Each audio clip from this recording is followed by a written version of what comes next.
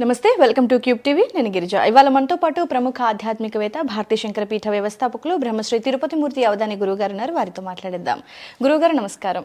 ఓం శ్రీ మహాగణాధిపతయే నమః. గురుగారు, పితృదోషాలు, పితృశాపాలు వస్తాయని అంటూ ఉంటారు కదా. సో మరి పితృదోషాలకి అంటే తొలగించుకోవటానికి ఇప్పుడు మనకు వస్తున్నటువంటి సరస్వతి పుష్కరాల వల్ల ఏదైనా లాభం చేకూరే అవకాశం ఉందా? దోషాలు తొలగించుకోవటానికి తెలియజేస్తారా గురువుగారు? పరిహారం పక్కన పడేద్దాం కాసేపు. ఓకే. ఎందువలన చెప్పండి. మూలం తెలిస్తే పరిహారం ఏంటి విషయం తర్వాత. ఓకే, సమస్య ఎక్కడుందో ఫస్ట్ తెలుసు. అసలు ఏ కారణం చేత వచ్చింది, పితృదోషం ఎలా వచ్చింది, పితృశాపం ఏంటి, రెండిట్లకి తేడా ఏంటి. ఓకే. చాలా మంది పితృదోషానికి పితృశాపం ఒకటే అనుకుంటారు. అదెలా వస్తుంది, ఇదెలా వస్తుంది అనేటువంటి విషయాన్ని కదా మనం ముందు తెలుసుకోవాలి. మన వ్యాధి తెలిస్తే మందు తెలుస్తుంది చక్కగా.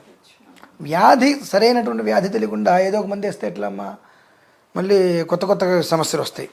కాబట్టి పితృశాపం, పితృదోషం ఎక్కడి నుంచి వస్తాయి అనే విషయాన్ని తీసుకుంటే అందరికీ తెలిసేటట్టుగా మనం చెప్పుకోవాలనుకుంటే, మన కరోనా వచ్చింది. కరోనా వచ్చినప్పుడు చాలామందికి దహన సంస్కారాలు కూడా చేయలేకపోయారు. అంటే తలకొరివి కూడా కొడుకులు పెట్టలేకపోయారు. అటువంటి వారికి అంటే ఆ సమయంలో చేయలేనప్పుడు తర్వాత అయినా సరే ఖచ్చితంగా దాని విధానాన్ని కంప్లీట్గా అనుసరించాలి. అనుసరించకపోయినప్పుడు పితృదోషం ఆపాదిస్తుంది. అలాగే పితరం అంతేచ కర్మని, చనిపోయినప్పుడు చేయవలసినటువంటి విధానాలు ఉంటాయి. అవి ఖచ్చితంగా పూర్తి స్థాయిలో ఆచరించకపోయినా అతిపన్నం అనేటువంటి ఒకటి పుట్టిన పితృదోషం ఆపాదిస్తుంది. ప్రతి సంవత్సరము కూడా మనం బ్రతికున్నంత కాలము చనిపోయిన వాళ్ళకి తిరోధకాలు పిండ ప్రదానం పెట్టాలి. అది పెట్టకపోయినా పితృదోష ప్రభావం ఆపాదిస్తుంది. అదేంటండి, మన తల్లిదండ్రులే కదా, మనకెందుకు పాపాలు వస్తాయి? కరెక్టే కదండి. మనిషి జన్మించడానికి ముందమ్మా మగవాడు ఎవరైతే ఉంటారో అతని శిరస్సులో 3 మాసాలు ఉంటుంది పిండం. ఆ తర్వాత స్త్రీ గర్భంలోకి వెళ్తుంది. అది గర్భంలో పెరుగుతున్నప్పుడు ఏమంటారు దాన్ని? పిండం. చనిపోయినప్పుడు పెట్టేదాన్ని పిండం. సంవత్సరం తర్వాత పెట్టేదాన్ని సంవత్సరికం. చివరికి దాన్ని కూడా అనేది పిండమే. గర్భస్థ పిండం, ప్రేతస్థ పిండం, పితరస్థ పిండం. ఇవి ఎప్పుడైతే కనుక తల్లి గర్భంలోకి వెళ్తేనే కదా పిండం పెరిగేది. అలాగే చనిపోయిన తర్వాత ప్రేతపిండం, సంవత్సరం తర్వాత పితృపిండం. ఇవి పిండం అనేటువంటిది లోపల పెరిగేది ఒకటి, మనం పెట్టేది ఒకటి. పెట్టేటువంటిది మన రుణం తీర్చుకోవడం కోసం, లోపల పెరిగేది మన రుణం తీర్చడం కోసం. ఓకే, ఇది మనం తెలుసుకోవాలి. ఇవి చేయలేకపోవటం వలన ఈ యొక్క పితృదోషాలు ఆపాదిస్తుంటాయి. ఈ పితృదోష ప్రభావం ఎలా ఉంటుంది? 35 ఏళ్ళు, 40 సంవత్సరాలు పెరుగుతుంటుంది వయస్సు. పెళ్ళి కాదు, కర్మకాలి పెళ్ళైతే. అదేంటంటే కర్మకాలం ఏంటంటే ఆ సమయంలో జరిగితే కర్మకాలే అంటారు. ఇంకా లేట్ అయిపోయి కలిసి ఉండే అవకాశం తక్కువ. అందుకే నేను కర్మకాలి అని చెప్పి. ఒకవేళ అందులోనే ఏదన్నా వాళ్ళకి ఏదన్నా కన్సీవ్ లాంటిది జరిగితే గర్భస్రావాలు ఎక్కువ అవుతాయి. ఒకవేళ సంతానం కలిగితే ఏదో ఒక వైకల్యంతో జన్మించడం, అన్ని చేతి వరకు వచ్చి ఆగిపోతాయి, ఎదగనివ్వదు. ఒక చక్కటి వైట్ పేపర్ నలిపేస్తే ఏమవుతుంది? అలా అయిపోతుంది జీవితం. అంతా కళ్ళ ముందు బ్రహ్మాండంగా కనిపిస్తుంది. అక్కడికి వెళ్తున్న కొద్దీ ఎండమావులాగా దూరం అయిపోతుంటుంది. ఆ పరిస్థితి పితృదోషంతో ఎదుర్కోవాల్సి వస్తుంది అన్ని విధాలా. ఇది ఒకటి. 2, పితృశాపం. పితృశాపం అనేటువంటిదమ్మా అంటువ్యాధి కన్నా ప్రమాదం. పితృశాపం కన్నా అంటువ్యాధి చాలా మంచిది. అంటే అంటువ్యాధికి మించిన ప్రమాదం పితృశాపం. ఎలా? నాకైతే అర్హత లేదు కానివ్వండి, ఏదైనా ఒక అధికారం కనుక ఉన్నట్లయితే 2 చేతులు రెక్కలు వెనక్కి విరిచి చిత్రహింసలు పెడతాను నేనైతే. ఎవరిని? ఇప్పుడు చెప్పబోయేటువంటి పనులు చేసేవాళ్ళని. అంటే నేను అనకూడదు అన్నమాట, కానీ ఎందుకు అనాల్సి వస్తుందంటే చూసామమ్మా చాలా వరకు వృద్ధాప్యంలో ఉన్నటువంటి తల్లిదండ్రుల్ని. అంటే వీళ్ళు చిన్నప్పుడు మలమూత్రాలని వాళ్ళు ఎత్తి వీళ్ళకి ఎక్కడే కష్టం కలుగుతుందని చెప్పి కాపాడుకుంటూ, వాళ్ళు అన్నం తినే సమయంలో కూడా నువ్వు ఏదైనా ఇబ్బంది చేస్తే అన్నం తింటే ఆపేసి నిన్ను బాగు చేసుకుని జాగ్రత్తగా నేను కాపాడుకుంటా, నాకన్నా నీ ముక్కులోంచి చీముడు వస్తున్నా సరే నాకన్నా అనుకుంటూ రకరకాలుగా నిన్ను మీద ఎంతో ప్రేమ చూపిస్తారు. అటువంటిది నీవు వయసులోకి వచ్చి వాళ్ళు వృద్ధాప్యం వచ్చిన తర్వాత బస్ స్టాండ్లో వదిలేయటం, వృద్ధాశ్రమంలో వదిలేయటం, నడి రోడ్డు మీద వదిలేయటం, ఇంకొంతమంది తల్లిదండ్రుల్ని కొట్టడం, తిండి పెట్టకపోవటం, ఇటువంటివన్నీ చూస్తున్నప్పుడు వాళ్ళ మనస్సు హృదయం ద్రవించిపోతుందమ్మా. తల్లిదండ్రులకి ఎంత దౌర్భాగ్యం అంటే ఎందుకు బ్రతుకుతున్నారు అనిపిస్తుంది. పేడ పురుక్కన్నా హీనమైనటువంటి జన్మ వెళ్ళదు అనిపిస్తుంది నాకు. ఎందుకు బ్రతికారా అనిపిస్తుంది. నీ కోసం నువ్వు పుట్టినప్పుడు ప్రేగు తెంచుకొని కడుపు కోతని కూడా ఆ తల్లి భరించుకొని నీకు జన్మనిచ్చి తన రక్తం మొత్తాన్ని పాలుగా మార్చి తనకి ఇష్టమైన పదార్థాలని వదిలేసి నీ కడుపు నింపి నిన్నింత వాణ్ణి చేస్తే ఇవాళ తల్లిదండ్రులను తీసుకెళ్ళి వృద్ధాశ్రమంలో పడేసేసి వాళ్ళు ఉన్నారా పోయారా అని పట్టించుకోకుండా నడి రోడ్డు మీద వదిలేసేసి నువ్వు నీ కుటుంబంతో సంతోషంగా ఉండే ప్రయత్నం చేస్తున్న విషయాలండి. దాన్ని పితృశాపం అంటారమ్మా. మరి ఇది అంటువ్యాధి ఎలా అయింది అంటే వీళ్ళు శపిస్తారా లేదంటే చేయటం వల్ల ఆటోమేటిక్గా వచ్చేస్తుందమ్మా. ఓకే, వచ్చేస్తుంది. అది అంటువ్యాధి ఎలా అవుతుందంటే వాడు ఆ పని చేశాడని తెలిసిన వాడి దగ్గర డబ్బు ఉందనో వాడితో అవసరం ఉందనో ఏదో ఒక రకంగా వాడి ఇంటికి మనం వెళ్తాం, మన ఇంటికి వాడిని పిలుస్తూ ఉంటాం. అటువంటివి చేయటం వలన ఆ పితృశాపం మనకు తగులుతుంది. అది అంటువ్యాధి అంటే అదే. ఒకళ్ళకి తుమ్ము వచ్చింది, దగ్గు వచ్చింది, పక్కన ఆటోమేటిక్గా వస్తుందిగా. అలా ఇది దానికి మించిన ప్రమాదం.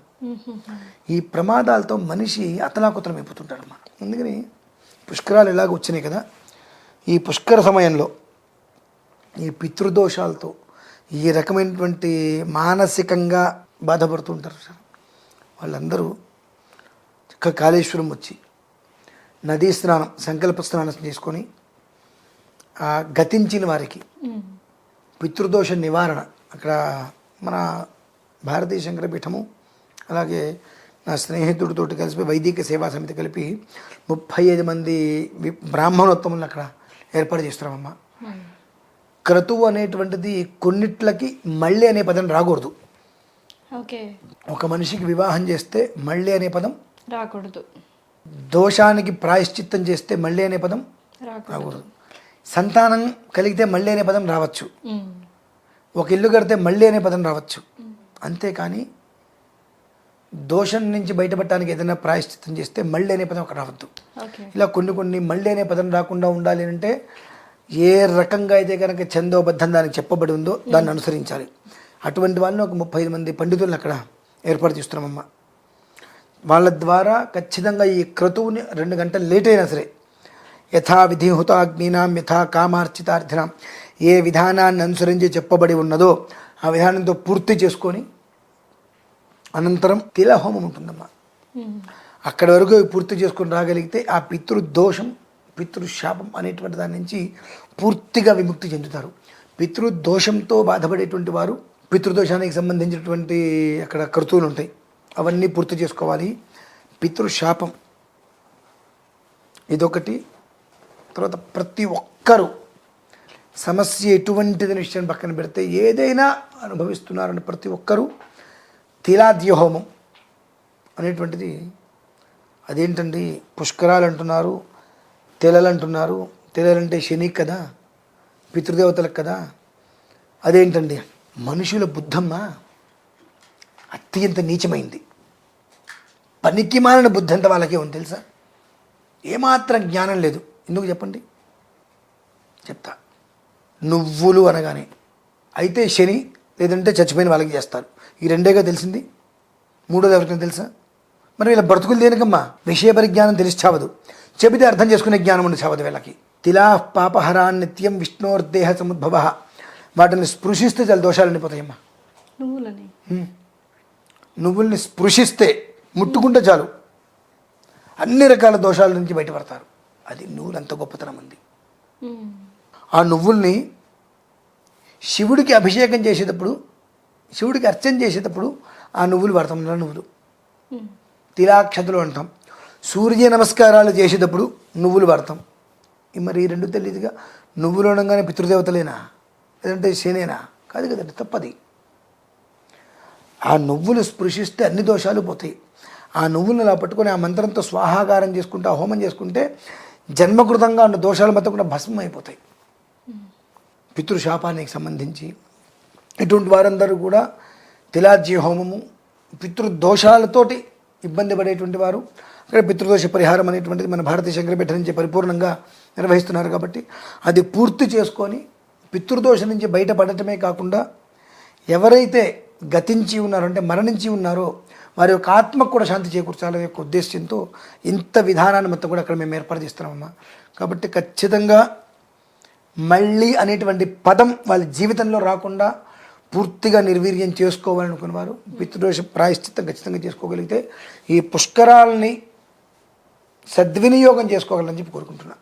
ఓకే గురువుగారు, అంటే అక్కడ పితృదోష నివారణ చేయించిన తర్వాత పుష్కరాల్లో స్నానం ఆచరించేస్తే సరిపోతుందా గురువు? ముందు పుష్కర స్నానం ముందు తర్వాతే దోష ప్రాయశ్చిత్త శాంతి, తర్వాత మరలా స్నానం. ఓకే ఓకే, 2 స్నానాలు ఉంటాయి. అంటే గురుగారు నేను వినింది ఏంటంటే మామూలుగా వాళ్ళు అంటే ఆ ప్లేస్కి వెళ్ళిన తర్వాత పితృతర్పణం వదిలే వాళ్ళు ఆల్రెడీ స్నానం చేసేసి వచ్చేస్తారు పూజకి.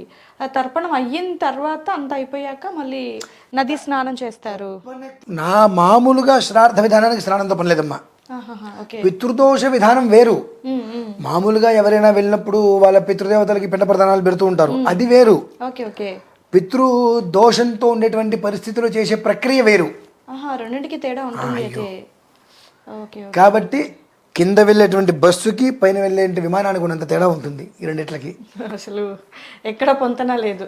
దానికి ఒకటే స్నానం, దీనికి 2 స్నానాలు ఉంటాయి. 2 స్నానాలు ఆచరించాలి, చెందాల్సి తప్పదు. ఓకే గురుగారు, సో మనకి ఏమంటారు కాలం కలిసి వచ్చింది. సో మంచి మూమెంట్ అనమాట సరస్వతీదేవి పుష్కరాలు. సో పుష్కరాలు ప్లస్ పితృ శాపం ఉన్న వాళ్ళకి ఇది ఒక మంచి సమయం. అంటే ఈ సమస్యలతో బాధపడే వాళ్ళు చక్కటి అవకాశం వచ్చింది కాబట్టి ఖచ్చితంగా వినియోగించుకోండి. సో గురుగారు తెలియజేసినట్టుగా సో గురుగారు చాలా చక్కటి వివరణ అందించారు ఈ సమస్యలతో బాధపడే వాళ్ళ కోసం.